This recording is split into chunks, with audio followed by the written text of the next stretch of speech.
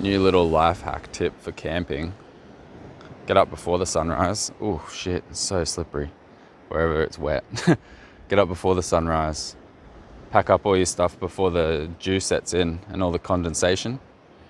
You know, everything gets wet at sunrise because like the humidity in the air all sets all over your stuff. So get up before the sunrise. Pack up all your stuff dry and go find a beautiful place to watch the sun come up.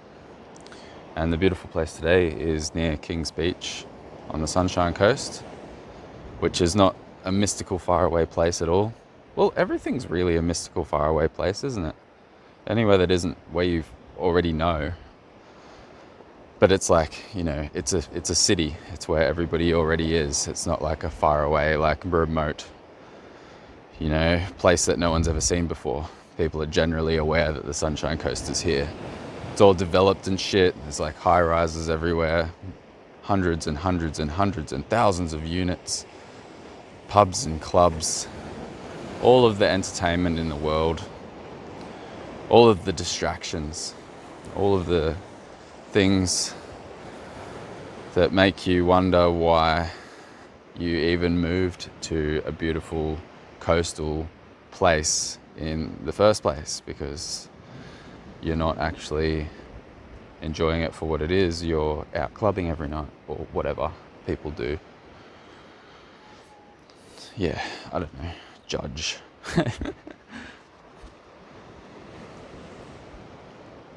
The worst thing about developed coastal communities is the skyscrapers, like in the afternoon or the morning, depending which side the sun's on where you're at.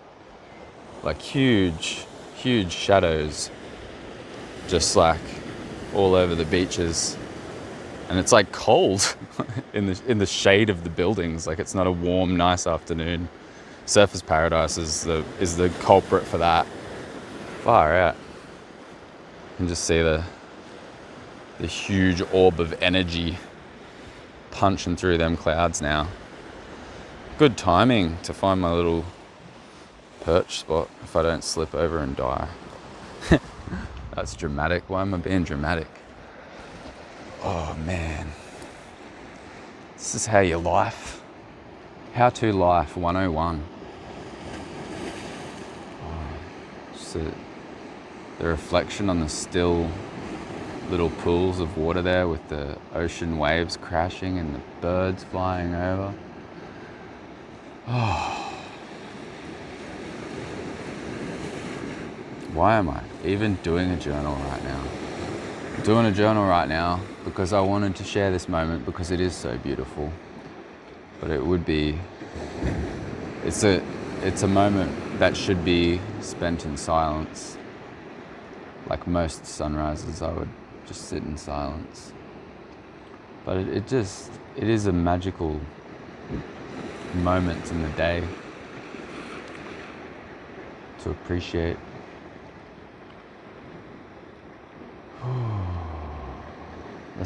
I could spend so long on the Sunshine Coast, just looking on maps and even like hearing from people around here.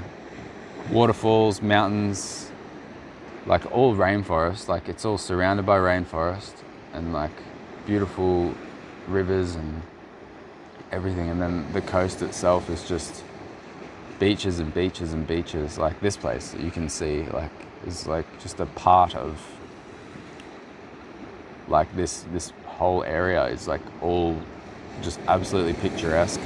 I was at Coolum yesterday and it looks like a postcard. Like back home looks like a postcard too. And the waves just look like they're designed to just like carry people on planks, surfboards I mean. Just it looks like that's what it's for. Like it's just like these perfect rolling, slow, just immaculately formed waves just constantly rolling in. So dependable. Like every single wave is going to be the best wave of your life. Like that's Sunshine Coast.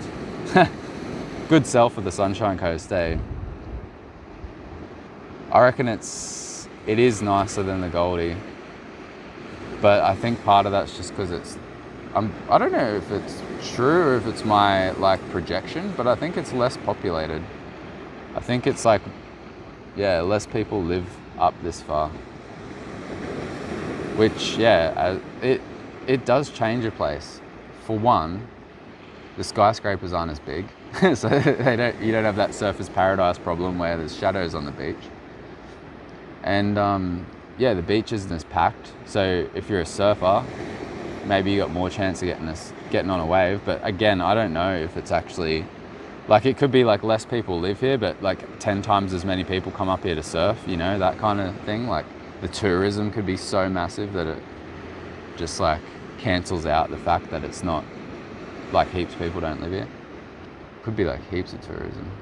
I don't know anything about these places that I'm going to. I'm just looking at them. I'm just taking it all like at surface value and making judgments. So everything that I say is just like generally like what a local person told me, what I read on a plaque, or what I'm just observing in the present moment. Yeah. Or like maybe I Googled some shit. I don't know. It's a blend.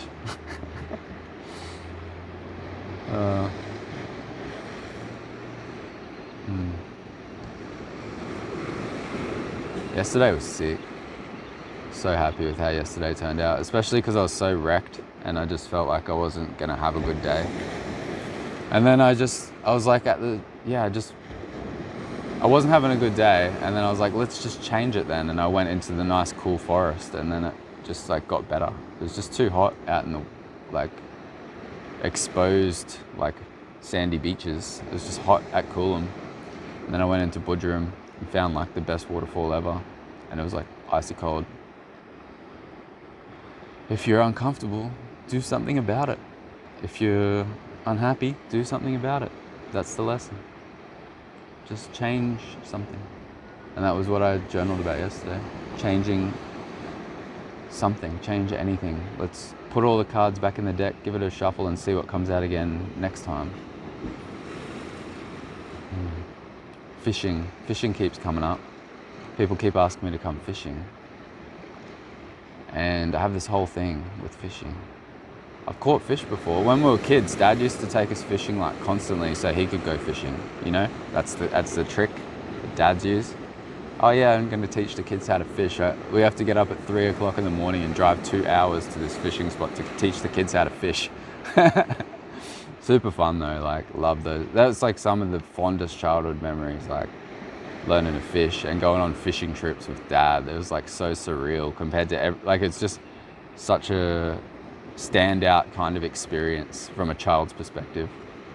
It's just like whenever else do you like watch the sunrise in a remote location, like, and there's no rules and you get to play with like fish and bait and crabs and like it's just a whole adventure world. But yeah, people keep asking me to go fishing and I'm like, I don't have any gear for a start. And I don't know, fishing's weird. It's like, I don't want to hurt the fish. Like I'm that guy. But yeah, I would love to like catch my own dinner, fillet my own dinner and cook my own dinner and like 100%. Yeah, like that's cool. I'm into that. I'm into like, but I understand.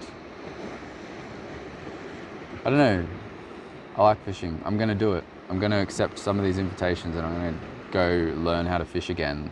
I went fishing with my sister in Darwin. We didn't catch anything, but we didn't really know what we were doing. Like, and we didn't have anybody to tell us, like, this is the bait that you're supposed to use. This is where you're supposed to go. These are the times. Like, we didn't have any of that. We just like went and threw like soft plastics off a pier. And while her little one was just running around having the best time eating Vegemite sandwiches. So that was his first, probably not his first fishing trip. But yeah, early days. The sun's just peeking up over the next bunch of clouds there now. It's gonna blind me in a second. Sun gazing in a video journal. Yeah, fishing and camping.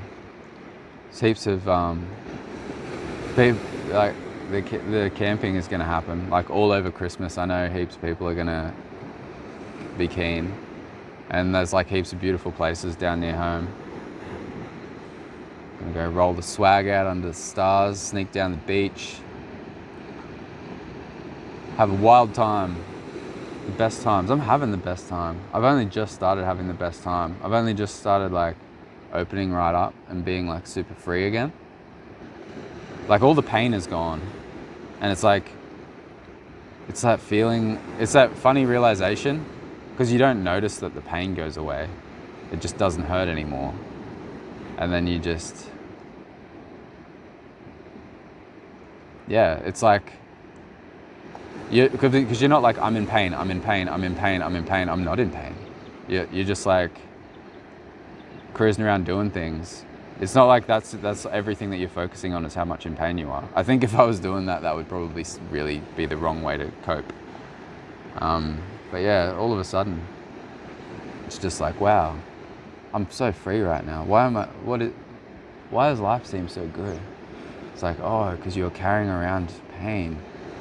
And this journey that you've been on, and your intention, like you dissolved that pain. Like you went through all the stuff, you processed it all. You sat with yourself for hundreds, maybe thousands of hours, and just felt your feelings. And yeah, went through some shit. And here you are. Look where you are. That's how you do it. That's how you do it. Like, that's how you do it this way. Like, just fucking smash it. Like, just, I want to deal with my shit. I'm going to do it now. I think. It's not for everybody, but it really works for me. I hate carrying around baggage. Like, I like to just deal with stuff as it arises. I don't like having unfinished business and mess and feelings that, like, you know, just are gonna trigger me to react like unfairly and like strangely and confusingly to like other people. Like, I don't want all this extra stuff inside of me affecting the way that I live my life. I want to get through it. I know there's like, that's kind of unrealistic to expect that you're never going to have any kind of reaction in you, but at the same time, I'm starting to believe maybe not. Like, I think maybe I can be like really, really at peace and free all the time. And like maybe something will come up, but it'll be temporary. Like it'll arise and pass away, just as it does in like a meditation, like when you're just observing your own thoughts and feelings in the present moment. But it's like a bit of it might arise and pass away over a period of like days or weeks instead of just like minutes or seconds in a meditation. It's like putting it all into like a daily practice, into actually embodying, like letting things go as they arrive in your experience. Even the good things, that's one of the secrets. Like, good shit keeps happening and I'm not holding on to it. I'm just like, far out, that was cool. I really enjoyed hanging out with those people. Or like, oh man, that was the best camp spot, I'm just gonna leave. Like, or that was the best place to swim, fucking awesome, I'm just gonna go find another place. Like, or whatever it is, just not being like, oh, this is really good, I want to hang on to this and cling to it forever. Just trusting that there'll be more good things in the future, because there always are. Oh, Sunshine Coast, Sunshine Coast. I could live here, but I was like, oh man, like same sort of properties that I've been looking at in all these other remote areas. It's like 10x or 20x here. Like, I saw one property, I was like, oh, that would be nice. How much is that? $845,000. Oh, I guess that's not for me then. Not right now anyway. But maybe I shouldn't even say that. Maybe I should be like, yeah, that's for me. I'm going to create that for myself. But that's been a big lesson as well. Like, just not creating this huge, ridiculous dream for yourself that isn't actually your dream. Like, I don't need a fucking mansion on the beach. Like, nobody needs that. You know, like, that's why we're unhappy, because we've set these standards so high, these goals. Like, we're supposed to have all this amazing stuff. Like, yeah, people have that shit, but they spend every single waking minute of their entire lives sweating their balls off to like create it for themselves, and they never get a second to enjoy anything. I don't have a lot right now, but I've spent like 99% of my time enjoying what I do have. So that's the balance. Finding somewhere on that spectrum where you really want to sit. How much do you really want to sweat for what you really want? And what do you really want? Because half the shit that everybody's chasing is stuff that they don't really want. They are chasing it because they think other people will think it's cool or like fucking awesome if they have it. Like, if I have the big house on the beach and the fucking fancy car, then I'm somebody, that kind of thinking, you know? But you don't actually really enjoy the fancy. Like, all you think, and this, this is true. Because I've spent time with so many different kinds of people all over the world. Yeah, fuck. All people think about when they've got all that fancy shit is their car repayments, their house repayments, their bills, how hard it is to maintain it. Like, all they do is complain. Not everybody, there are exceptions to the rule, and those exceptions to the rule are people that have done kind of what I'm doing now. Like, you don't just like overshoot the mark and you're living beyond your means. You're trying to pay off a house you can't afford, a car you can't afford, you got a wife you can't afford, you got kids you can't afford, you're putting them through a school you can't afford. Like, you just do what you actually can do right now, and you have a little bit of wiggle room, a little bit of pocket money, and you enjoy yourself and you create from there. And then as you arrive at those destinations, which paradoxically you'll probably arrive at faster, easier, and more at peace than anybody else. As you arrive at those destinations where you have the big house or the nice car, like, there's no stress. It's just like, this is due now. This is what should be occurring now. It's not like you're always trying to outrun yourself or like pay off your credit cards or whatever the fuck people do. I have no idea. I'm just talking shit about a lifestyle I've never lived. But I've seen a lot of people, and they like people where I'm like, I begin with envy. I'm like, far out, your life is so cool. And then you hang out with them for a few days and you're like, man, I'm so glad I'm not you. Like, because you just hear the way that they view their lives, and it's a prison to them. It's not freedom. It's not this like epic thing where they've got a sports car. They fucking hate it, man.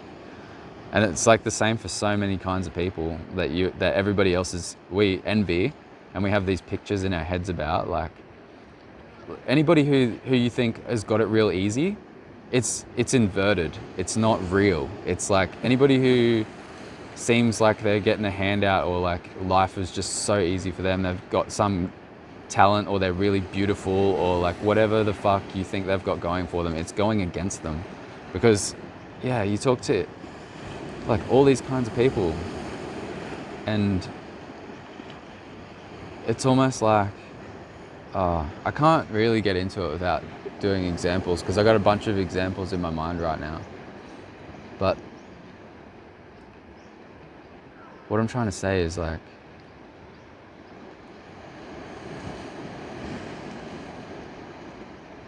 there's no such thing as like somebody who has it awesome and you don't. There's that spectrum. It's like what I said before is probably the best. Like, how much are you willing to sweat for what you really want, and find where you actually want to be on that spectrum. Like, if you want to like not work really hard and not have much, and that makes you happy, then that's fucking you. If you want to fucking work 99% of the time, never hang up the phone because you're making business calls, and like never have time for anybody, like not even a relationship, and so that you can have all the crazy shit, and you actually enjoy having all the crazy shit, then that's you. Like, but we've all got to figure out where we sit on the spectrum, and not just think that the crazy end of the spectrum where everybody has all the fancy things is the good end. It's not the good end. The good end is where you don't have to fucking be a slave to the prison that you're creating around yourself. It's a paradox. It's such a paradox. But also, I'm just a random dude on the internet talking shit. Just expressing what I'm thinking and feeling in the present moment. These journals are never intended to be advice or guidance. Use your own judgment. If you enjoyed this video, click the like button for me, leave your comments down below, and subscribe if you haven't already. Boom.